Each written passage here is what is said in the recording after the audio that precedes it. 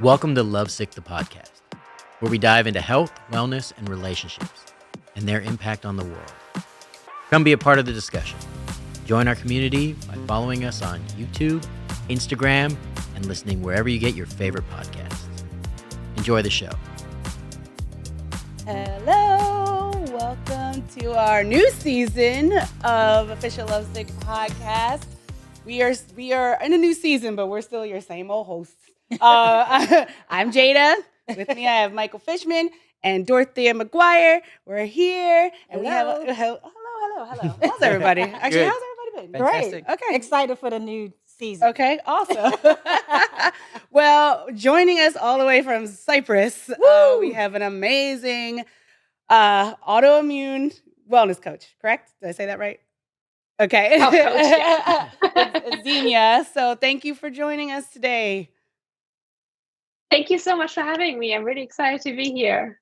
So you have a very interesting story because, you come from this like finance world, this high stress kind of like job, and then you turned into this wellness coach. Can you kind of tell us like what transpired this? Yeah, so it's not something that I would ever have seen coming when I was younger, because it's not like I always wanted to work in finance, but for the longest part of my, I would say, like young adult kind of phase in university, I knew exactly where I wanted to be and where I wanted to end up. And I kind of made that happen. I was so proud of myself. I got this really nice job. I moved to a big city. I made like a good amount of money. And I thought I had everything that I wanted and needed in life. And then somehow it turned out that I wasn't happy with that at all. And not just that I wasn't happy, but I was like physically not well with it. And it was so shocking to me because it felt like, I had everything that I wanted. I was supposed to feel differently. I wasn't supposed to feel like not satisfied and kind of unhappy with all of this. And during that kind of phase that was so confusing, it just started to feel like my health was declining so massively. And I thought it's kind of like burnout maybe at the beginning of my career. Like I've only been working for I don't even know, like 3-4 years at that time. So I was fresh out of university into my first job, and I felt like I was already burned out. I felt so drained. And eventually I went to the doctor and found out I had an autoimmune health condition. And from there, everything kind of just turned out very, very differently than I would have ever seen coming. And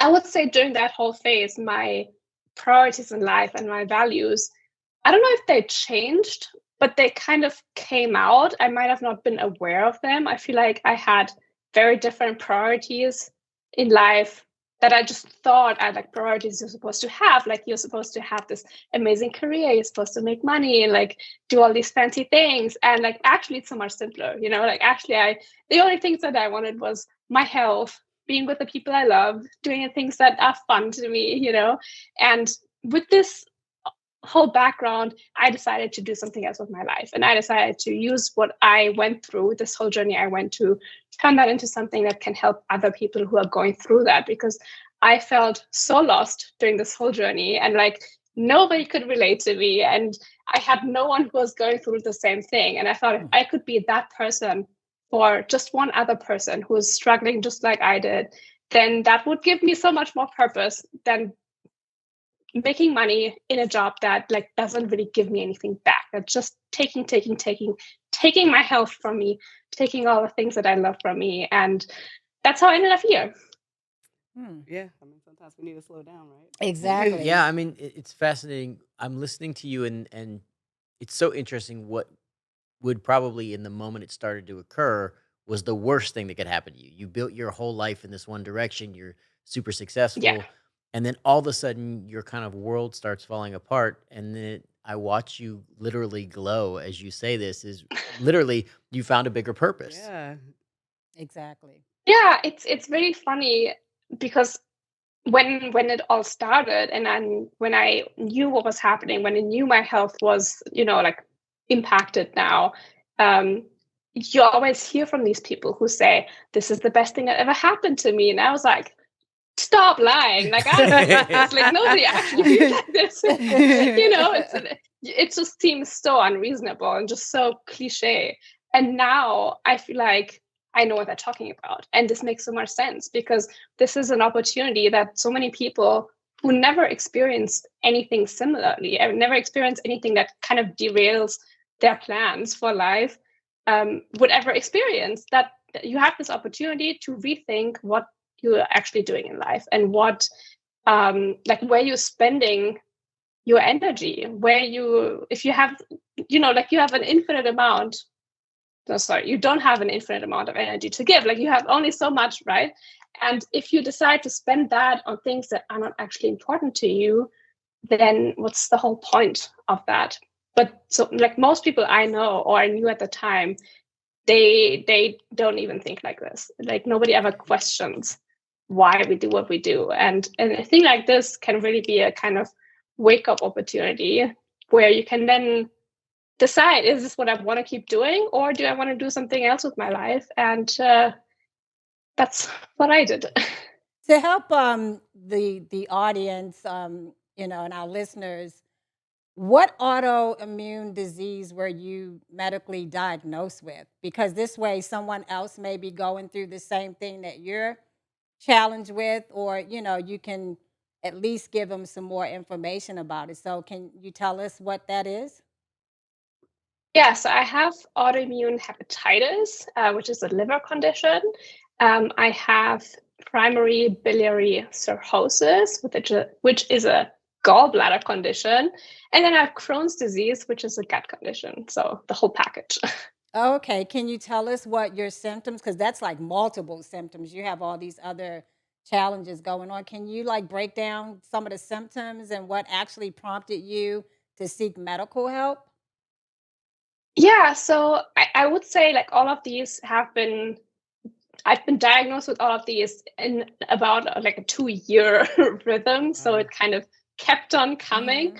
And the first symptoms in exactly that order that I mentioned. So the first thing was autoimmune hepatitis. And the thing with that is the symptoms are extremely subtle. So you might not, like, you definitely won't know it had anything to do with the liver unless you experience things like jaundice, where your skin, your eyes kind of start turning yellow. But when that happens, it's already quite bad. And that really only happened for me after I was diagnosed. So before then, it was the most random things, like just feeling completely drained of all the energy. I think that was the main thing. I could sleep for days and never feel rested. So I used to have these fantasies while I was working in the office that I would just hide under my desk and take a nap, but like obviously couldn't do that. But I remember this so vividly. That's how like severe the fatigue was. And other than that, there isn't a lot of symptoms that could pinpoint what's going on. I think for me, I went to the doctor because I experienced really bad chest pain. And they tend to take that quite seriously. So then they immediately run some tests and they found out everything is fine with my chest and with my heart.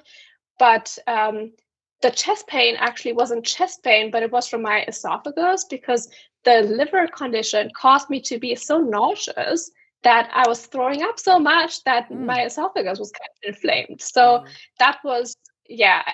And I didn't even think that was weird, which should also be a bit of an alarm bell. But I was so stressed out at work and in my life that I felt I was just being nervous. Like, I always had a nervous kind of upset stomach. I would feel nauseous when I was really stressed. So that wasn't even weird to me. But looking back, that definitely should have been a red flag. But yeah, then for the primary biliary cirrhosis, the gallbladder condition, the worst symptom there is insane itching. So you're always itchy, especially things like the palms or the bottom of your feet, the soles of your feet, and it just never stops. And that's something that like, it can actually drive you crazy. I think that was the worst symptom I ever had. It's like you could probably compare it to chronic pain, just something that's always there and always bothering you. And the worst thing with that was that this happens especially at night. So at night it's especially bad, and you just cannot sleep. Like you cannot catch a break. It's just always itching, and you're like harming yourself because you feel like you have to scratch, right? Like it's horrible. So that was definitely the worst thing.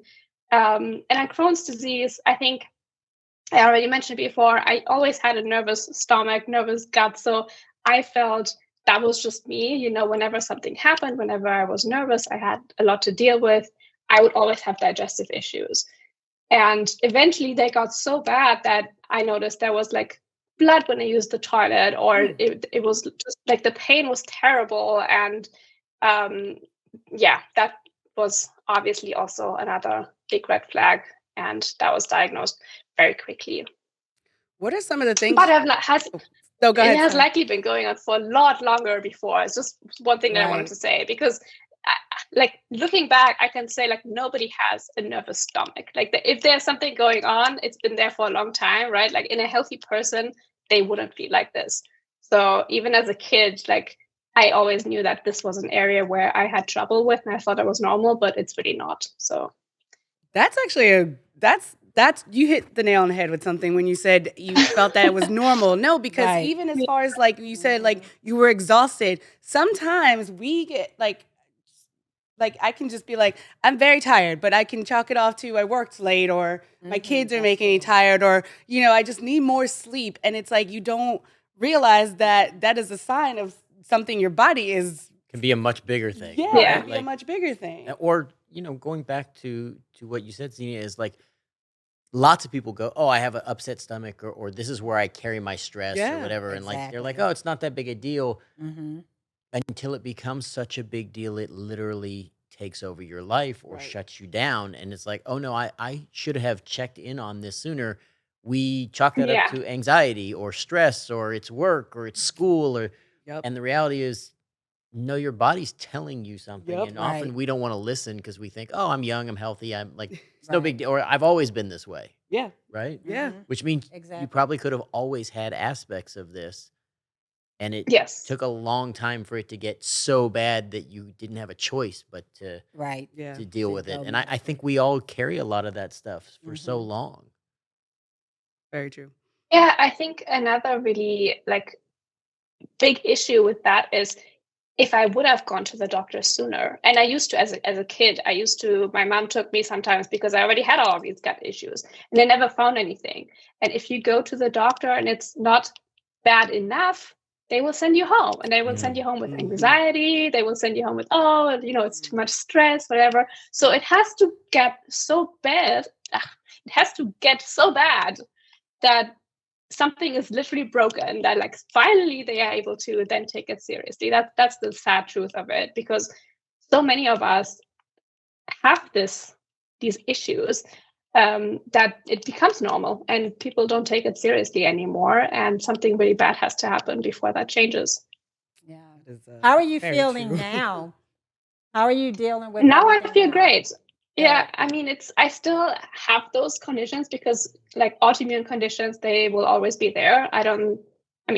Medically speaking, there is no cure for that. So the best thing that can happen to you is to reach remission, where you feel like your symptoms, you don't have any symptoms anymore. And that is how I'm dealing with this. So I don't have any symptoms. I haven't had any symptoms for the last couple of years.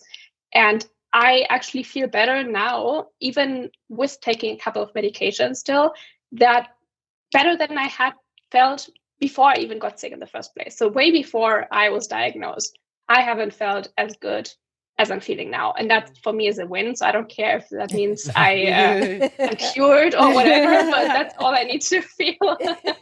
Well, because now I think that's what it is. Well, and it's being able to live, have this not dominate your life quite in the same way. Exactly. Right? Like I can't imagine, and I imagine going to bed at night, because you mentioned like the thought of itching and like having your palms itch or your feet itch, Ooh, like, that had to be and it's got to get worse at night. And I think because it's the moment where you slow down, right? So things slow down, so you have time to really focus on it, and then it just grows and grows, and that had to have been such a hard period of your life. Yeah, it wasn't easy. And I do remember Googling how people deal with it. And I found out reports of people who committed suicide because the Oh. itching was so bad they couldn't, like, they saw no purpose in life anymore. And this, at the time, I was like, I can relate. That's Right. how bad it was. Wow. Yeah. Yeah. You Ooh. said something very interesting though about having to wait till you were like really bad before Yeah. a doctor was finally like, and we've had discussions like Yes. this sometimes. You have to trust your instincts and your body, right? Because and we say this a lot and we have people that come on and we talk about this very very so often, but we always cannot. We have faith in our healthcare system, I will say that. But you know yourself, right? So it's like if Yeah. I know that something is off, Mhm. we need to figure this out. And I think we always talk about being an advocate for ourselves. And I know it's sometimes people don't always do that, but it's like we have to do Right. something like that. And so I think, you having to go back multiple times until it was worse, that's some people's experiences Right. for real. But I'm all about like, no, please check this out because Right. something is not right. Now, for you, you've Yeah. become this advocate, right? And you've been there for other people as they've kind of begun their journey, which Yeah. I gotta imagine. Sorry, Oh go no, ahead. by all means, no, jump in. By all means, I can only imagine that you wish you had that person when you Yes. began your Yes. journey, so you became it. Yeah. And I kind of have to say, like, I have massive trust in the healthcare system because both of my parents, actually, like almost all of my family members, are in the conventional healthcare system. So my dad is a doctor, my mom used to be a nurse, now she works Oh. with my doctor. My grandparents are doctors, my uncles Oh, are doctors. Wow. So everyone in my immediate family is Wow. a doctor in some way, shape, or form. My sisters are both studying to become doctors. And I was always the black sheep of the family in that And you're sense. like, So finance. I always had and I had really, really big faith and trust in the medical system. And I still do, but I do have to say, by now I also appreciate that they are only human. So they Sure. cannot know everything. And That's true. I think that's something that is really underrated because we get this idea that a doctor is like a god, Yep. like whatever Yeah. they tell you, You're right. like that's a law kind of, and the sad truth is what many people don't know, autoimmune diseases are not very well understood. So they can't know everything, but nobody will tell you that they don't know everything. Right. So you go into a medical appointment, your doctor tells you something, you take that as the law, but they also only tell you what they think is best and what medicine at this point in time thinks it's best. But there's so many unknowns, there's so many question marks that it's also up to us to find the best way that really works for us. And I think most people who have an autoimmune condition, who are really suffering with that, who then also feel like it's not their job to do the research and like try out different things, and then they complain that they're not doing well. That's also something where I'm like, okay, like everyone kind of has to figure out for themselves, right? And it's only going to be as good also as the effort you're going to put into it yourself. If you're not willing to do that, then I feel like you also don't have the right to complain about that. So that's, I don't know, it's my little opinion, but it's something I see often with people who are really unwilling to just go a little step further than getting one medical opinion. Right. And it's just a bit more complex than that. I think it's really fascinating. You were surrounded by medical people.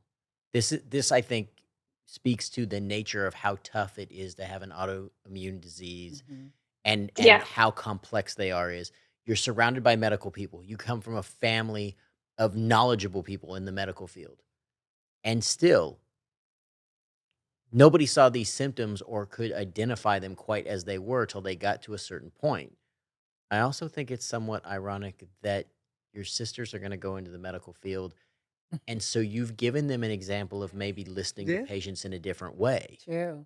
Like you may have opened Yeah. up a world to the people around you as well, and lots of other people will benefit from it. That's great. And Yeah. it's a really Yeah. interesting, I mean, we're connected very much like you said.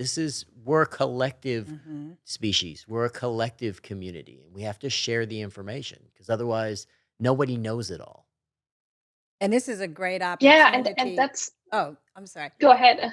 This is a great opportunity for your sisters because they're getting into the medical field to learn how to deal with patients such as yourself who may have, brought to their attention about certain things that was happening to them.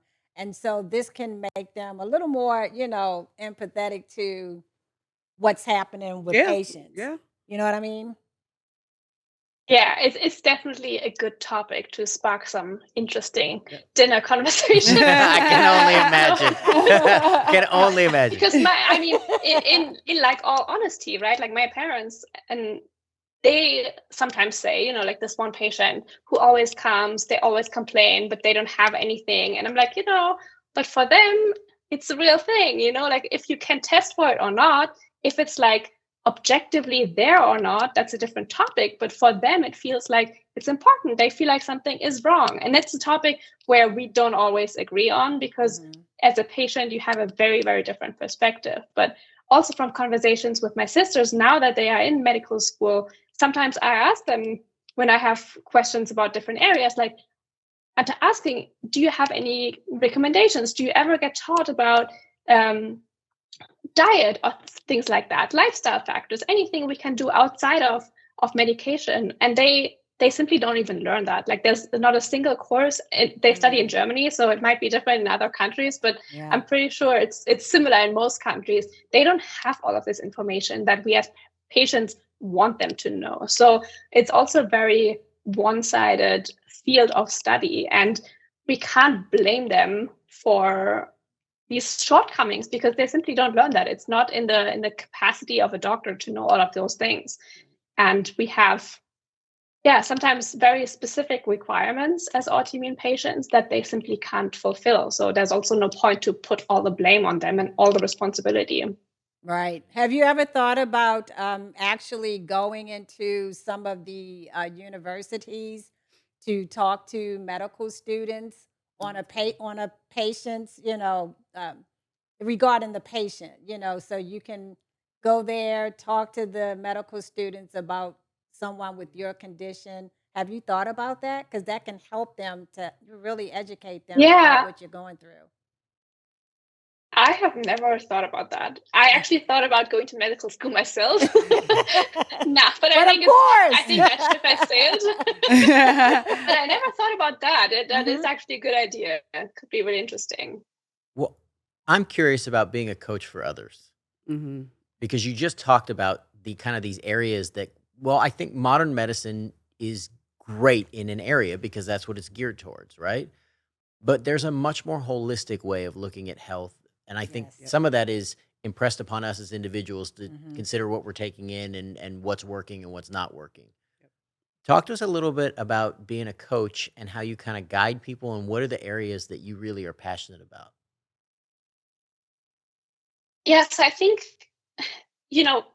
contrasting it kind of with conventional medicine, like you just said, that field of medicine is really great for things like if you need an operation, if like something is functionally wrong, if you're in an accident or something. That's where our conventional medical system works really well and can really help.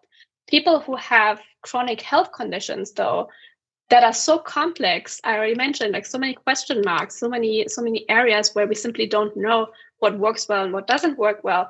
It's really like it's health conditions that can benefit massively from changing our lifestyle factors. So really looking at our life, like what is going well in our life, what's not going so well. And by like going well and not going well, I kind of mean what is going the way that we as human beings are intended to lead our lives.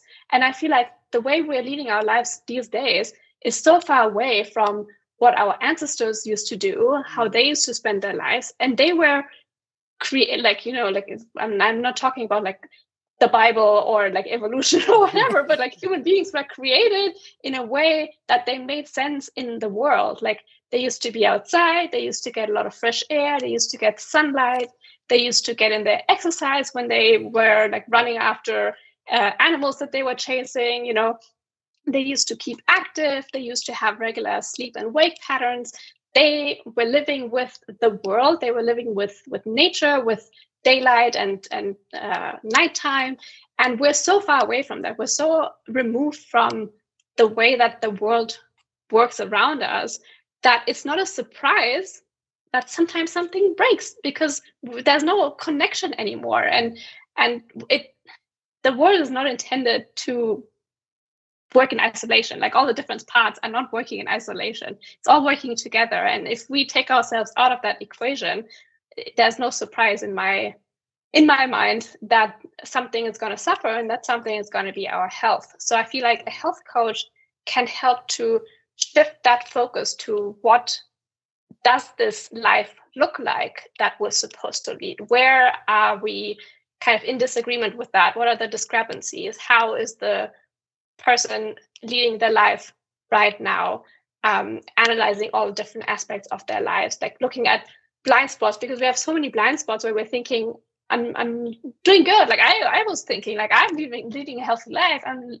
eating good food. Like I'm getting enough sleep. I'm doing what I'm supposed to be doing. In hindsight, I can say I was not leading a very healthy life. Like it did not surprise me that I was going to get sick eventually. Of course, at the time it surprised me. Now it doesn't surprise me. You know, we don't have that kind of perspective on our own, and we need someone to come in and help us find that out. And we also need someone to help us work through that, because it can be extremely intimidating to find out all of the different areas in your life that are kind of like construction sites, you know, like so many works in progress. I always felt like when I was going through that, everything around me was on fire, and I was just trying to put out every fire, but it's just too much. And when you put out one, then you work in another, the other one goes off again. So you really need someone to help you put these fires out and help you put an action plan together, how you can go about that in the most efficient way, so you don't burn out, so you don't, you know, catch fire yourself. And that's what a coach can do. And that's what I hope I can do for other people. Question. Do you have a significant other? And if not, yes or no? And then if so, Oh, she get deep into the tea. Come on. How does that person support you and, you know, your health challenges? And if you don't have a significant other, have you found that that's a challenge to date because of your health issues? I know that's a lot, but in that order, please. Yeah. So I hope I remember everything. So first of all, yes, I do have a significant other. And it's kind of funny because our first date was actually just the week before I went to the hospital and eventually got diagnosed. So he was like in it from right at the beginning. Okay. And it was a lot on the relationship. It was a lot on him also. And especially once I was kind of through the worst of it, I really noticed how bad it had been for him, because we didn't talk about it as much as we should have while I was going through. And we both didn't handle it in the best way possible. So it can be extremely hard on a relationship. We made so many mistakes.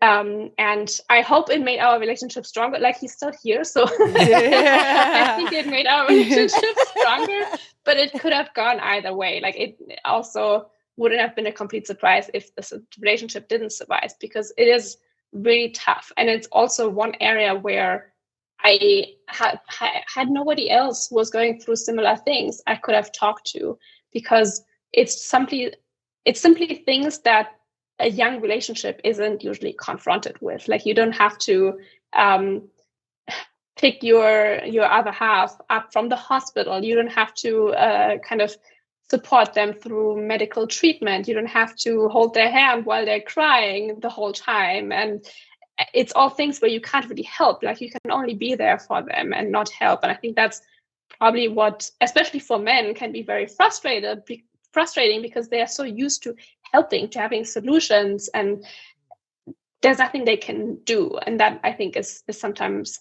really challenging. I think for women, sometimes it's a bit easier because they're like naturally, I think, carers, they want to take care of people. They're not so solution oriented. So I think that's kind of what I learned during that time, how the roles often work. And to your second question, if I hadn't had a partner at the time, Right. yeah, I think dating would have been really hard because, first of all, during that time when I was really sick, it would have been the last thing on my mind. So that was definitely not the headspace I was in, but I would have missed the support. So I think going through that on your own is really hard. I was living away from my family in a different country. So my family is from Germany. I was living in the UK at the time. Yeah, I had friends, but it's not really your average friend who you want to be kind of, yeah, deeply involved in this. Like it's a very personal, very private issue to deal with disease, with sickness, with illness. And it's only really your best friends you want to have around you, or your family you want to have around you in those times. And I didn't have those friends then. Or I thought I didn't, because it was a new country, new job, new life, and yeah, I was really glad I had someone. It would have been challenging if I didn't have someone, but I also think because I had him, I maybe cut myself off from a lot of other people at the time who I could have leaned on more. So I do think if you don't have one thing, you're going to have the other thing a little bit stronger. So I would have leaned more on my family probably in that case. But after, like, even now that I'm feeling much better, I do think for me it would have been a topic in a future relationship, because I know it's a big part of myself that would affect another person. So I think I would not date the same person I used to date years ago now, just because my life has changed so much. My views, we already talked about priorities and values and things like that have changed so much that I noticed my type of, my type also changed with that, and what they want in life and everything. So I think it's different now. It's more difficult now to find someone whose priorities are more aligned with mine, because they are a little bit unusual. So I don't know. I find it more difficult, in all honesty, now to find people who are more aligned with what I'm looking for in life, because it does take a person who is very self-reflected, who's very, thoughtful about the way they lead their life and things like that. So I hope that answered all the questions. I don't know if I forgot think something. that's beautiful. Oh yeah, no, it did. And to know that he's still with you, that's a good thing. And I'll say from the male side, because Yeah. you mentioned that part of like, yeah, guys want to fix things, right? Yeah. And medical stuff, you can't fix it. I remember when I was married, and my spouse got sick, I remember stepping into it and not knowing. And I remember taking care of the kids and stepping up in all these other ways. But there are those times where you have to leave space for the person to cry, to grieve, Yeah. and you can't fix it. Like, there's nothing more disempowering Right. than knowing that you don't have a solution, and then you kind of just have to walk through this path Mm-hmm. together. And I remember she had a kidney disorder, and early on there was a potassium issue, and there was kind of this ongoing thing for a couple years of like, it's a very good chance you're going to wake up one day a single parent, which was such a like frightening Oh my goodness. thing. Yeah. And I was listening to how beautiful it was for you to talk about having this loving support along the way, and how you leaned into that, and that he leaned into you. It's such a great compliment to both of you, Yes. because it says a lot, not just about the health part of it or the commitment part of it, Mm-hmm. but it says something about your mental capacity and kind of this this beautiful emotional intelligence that you said, this awareness. And I Mm-hmm. think that's really important for people to hear, because that's what you really need in life long term to be successful, but it's often not the thing you're thinking about in the beginning. Right. Yeah, very true. And I will say, once we were over the worst part of it, and I already mentioned we didn't, I think I might have mentioned, we didn't communicate as well as we should have probably during the time, also because I was a big issue. He felt like he couldn't say a lot of things to me at the time. He was more, had to take care of me, couldn't maybe criticize as much as he wanted. So afterwards, we had a lot of conversations, and we also did do relationship coaching, to overcome some of those issues that developed during that time. Because especially if you're taking care of someone during a very long time, the balance in the relationship also shifts a bit, and everyone kind of has their roles, and it's very difficult then to get out of those roles. So for him to stop seeing me as a patient once I was starting to feel better was really difficult. And I kept telling him, like, I'm great. You don't need to take care of me anymore. Like, I can take care of myself now. I'm feeling good. Like, I don't have all of these issues anymore. But for him to get that out of his head and start seeing me as someone who is not just this sick person anymore, that also took some time. So for me, relationship coaching was great. And just like health coaching, I feel like it's like one of those areas where another person can help so much more, because they simply come in with a different perspective. And it's all of these blind spots that we didn't see, like all these problems that we didn't saw that we had. We just knew something was a little bit difficult, a little more difficult than it had to be. That's where someone can really come in and help. And just like with the health coaching also.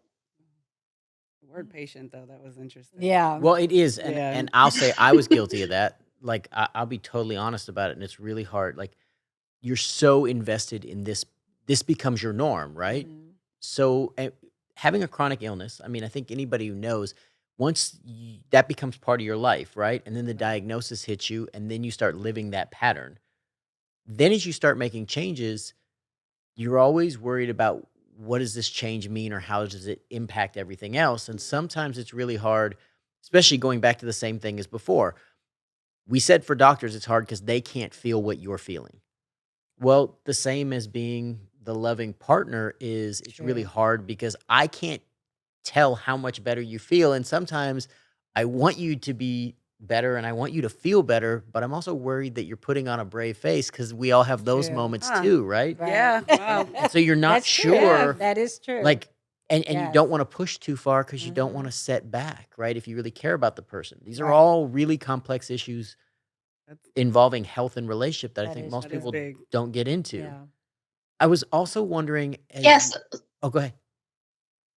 I just have a little idea here, because it's something that we were also dealing with. And what really helped us was to have a blank sheet of paper on the fridge, and every day I would write down a number of how I was feeling, and that would save us the conversation Awesome. of, how are you feeling today? That's- Are you lying? Yeah. Are you being honest? Yeah. Like, I didn't have to explain.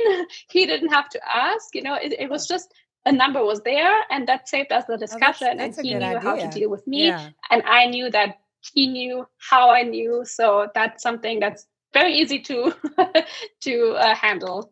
That's a good idea. That's like a that a great lot. way to communicate, because, people that are watching us and listening, they may try that same thing that you guys did, because maybe that can be an icebreaker for them if they don't know how to communicate and say how they're really feeling.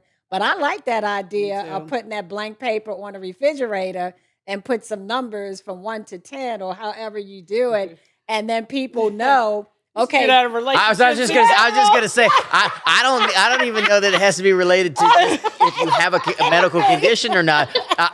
There's nothing wrong. It's I'm gonna kind do of that in nice to be able to look on the board and see, I'm a 7 today. Well, I'm a 10. with Leave me with alone. a little bit of stress, or like, right? Like, That's a good like, idea. Oh my God. I kind of like the warning. 'cause Yeah, we're gonna it's the take this. I'm gonna do that at to home. level. I'm gonna do that at my house.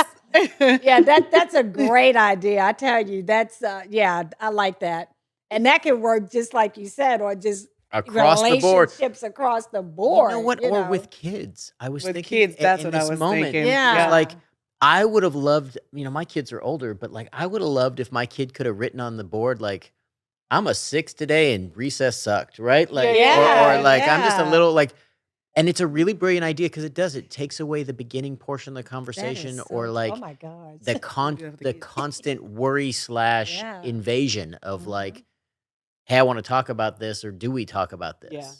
And I Yeah. think that's really Yeah. smart. I want to know the biggest things that changed for you, Xenia. You talked about living more kind of in balance with the way that beings are supposed to, that human beings are supposed to. What are the big changes for you and the things that you really wish people knew or looked at more? I think for me, the biggest thing is probably just slowing down because I felt like I was always running around. And when I wasn't doing that, I felt like I was being unproductive. I felt like I needed to have something to do, otherwise, I would be lazy. And it was always, it had to be things that also have some kind of output. Like I wouldn't make time to do something just for fun, just because I was enjoying it in that moment. And that's probably the biggest thing that changed for me. Now I make time just to do something I know I will enjoy, just something that makes my day better.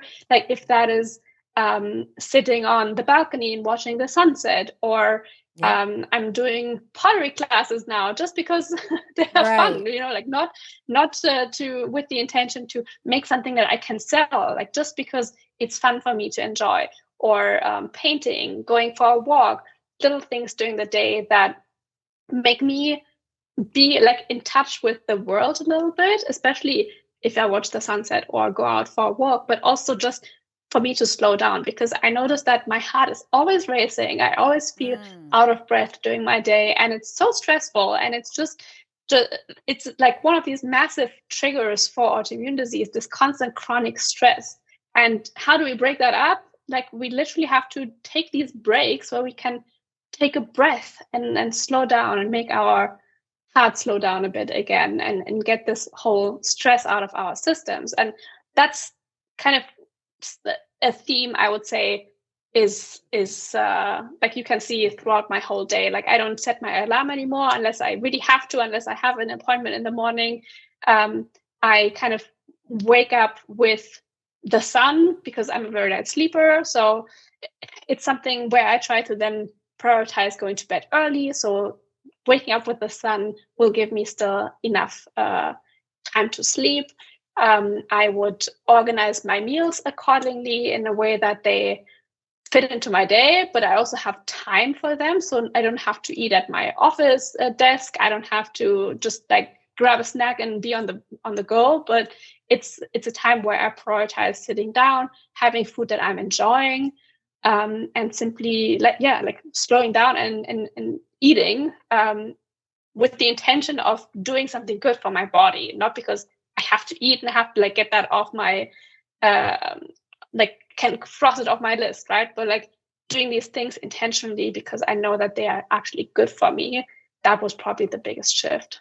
Isn't it interesting? And we've talked about this, how little slight changes, like you said, waking up with the sun or taking time to like eat a meal because like you want to enjoy it. Right. Yes, we need to feed ourselves, but like you want to enjoy it versus sitting. Because I know we've all been guilty of that sometimes, being like, okay, I got a break in between this work. I'm at my desk or something, but I Right. can send this email. It's like those little things that are free in your life that you can take, those little things can make a huge difference in your health or pain management or health management. And it's like a lot of us don't live in that, always live in that culture where we're just like Hustle bustle. yeah, where it's what you said was perfect example. You got to slow down before your body makes you slow down. That's And right. that's And what it is. it will. Yep. It will. Yeah. If you don't pay attention, it definitely will. So smart. Yeah. I love it.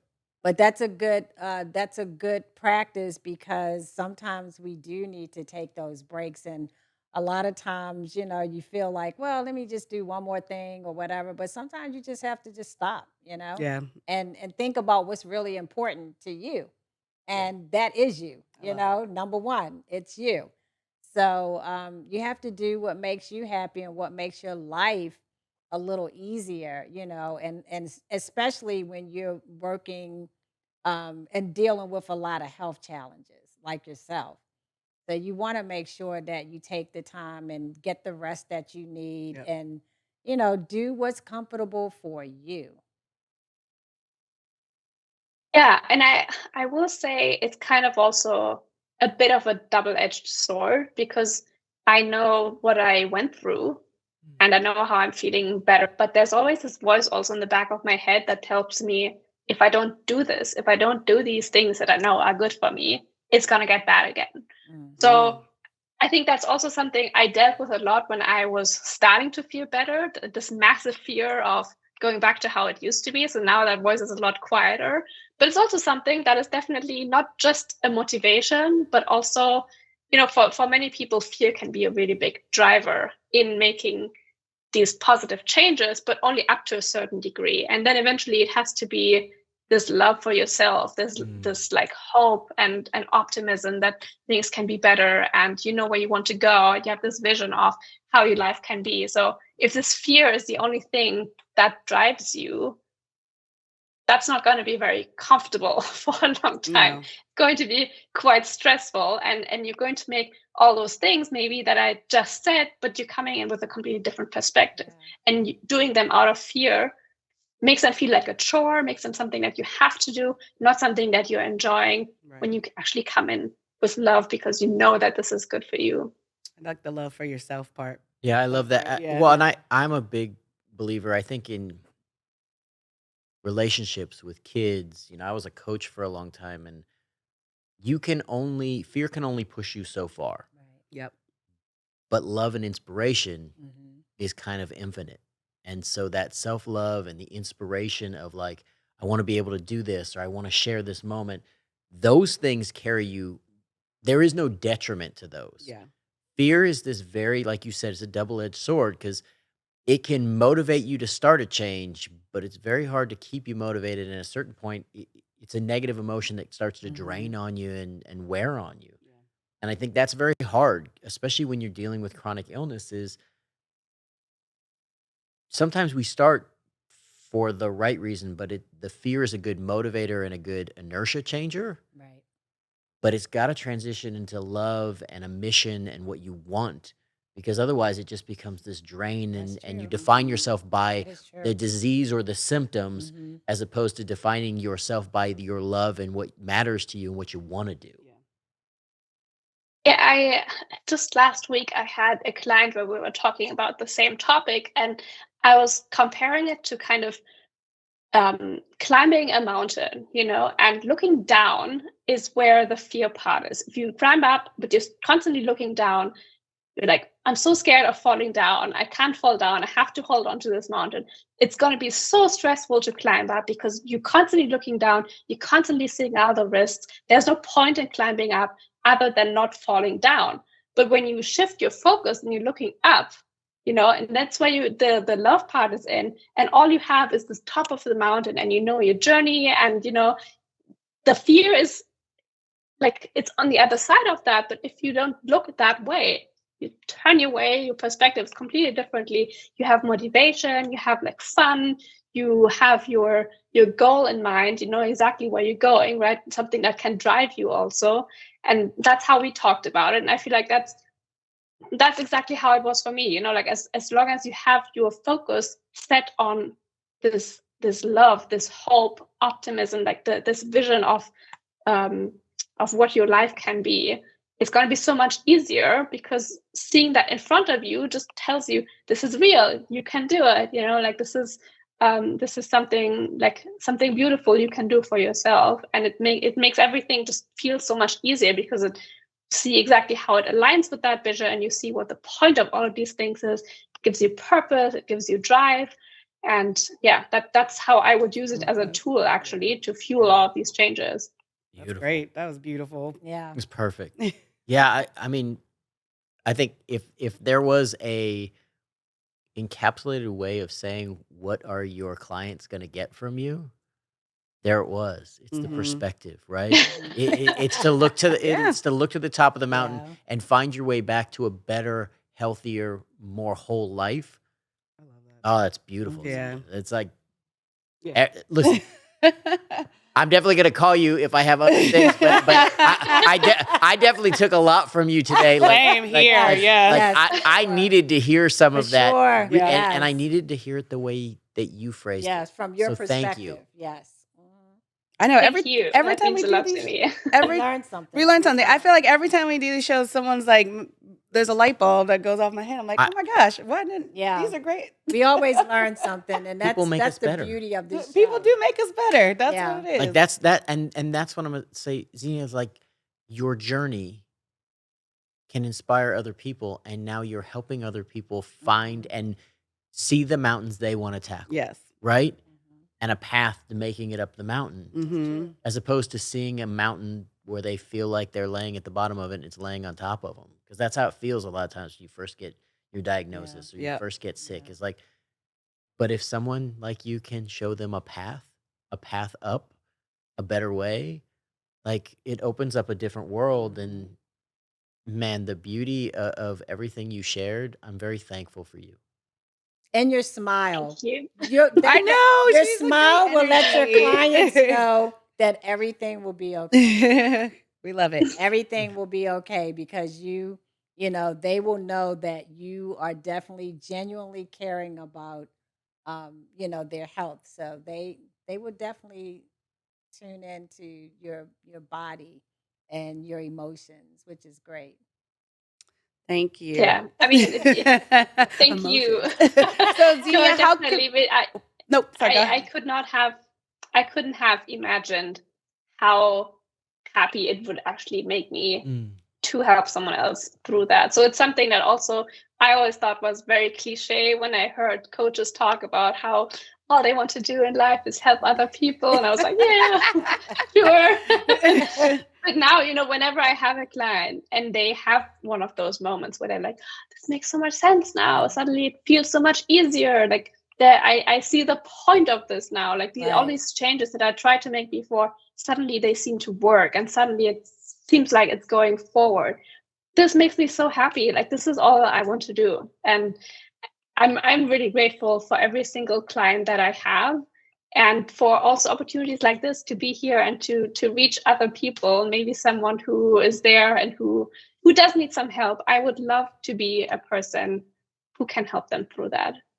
So, how would our listeners find you? I have a website, so I'm sure we can copy it somewhere in the notes because my name is complicated. So it's xeniabrandstetter.com. And on there, they can book a free coaching session with me. So I'm very, very happy to talk to them about how everything I talked about on this during this episode is relevant for them, how it applies to their situation. If they have any questions, they can ask me. We can talk about how I could help, how if they don't want to work with me, how else they could move forward, what the options are. So there's no pressure to then continue working with me. It's just a free information coaching session, which hopefully helps them to come out of whatever place they feel stuck in right now, because that's usually where people are when they call me. Someone who just gives them a bit of direction, like to think about what next steps could look like, where they go from here. So no strings attached, just book a call and we talk about it. And what about social media? Do you have any handles on social media? Yeah, I have Instagram. Again, it's at Xenia Brandstetter, and that would be the best source to reach me. I think that's the example of something that you just said. I mean, 20-something, almost 30-something years of coaching, there's nothing better than watching someone achieve something, having the light bulb go off and seeing that beautiful moment. Right. But I hope people heard what you just said, which is if you feel stuck, if you feel lost, you literally just open it up and said, look, for free, I'm Right. going to give you an opening and an idea. You have nothing to lose, but everything to gain. And I hope, Xenia, that people really take you up on that because, you know, your light kind of just shines through and it's appreciated. Thank you.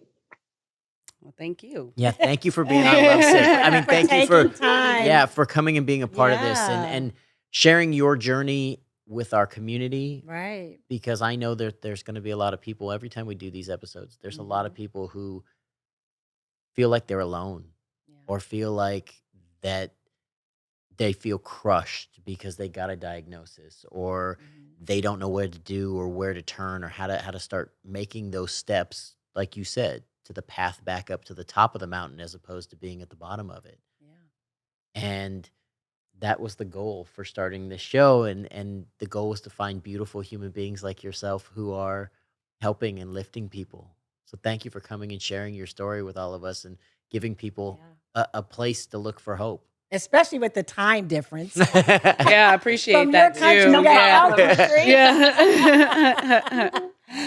Yeah, thank you so much for having me. I love being here. Awesome. Thank you, Xenia. And thank you all for watching and listening. And you know where to find us, Official Lovesick Podcast. Thank you.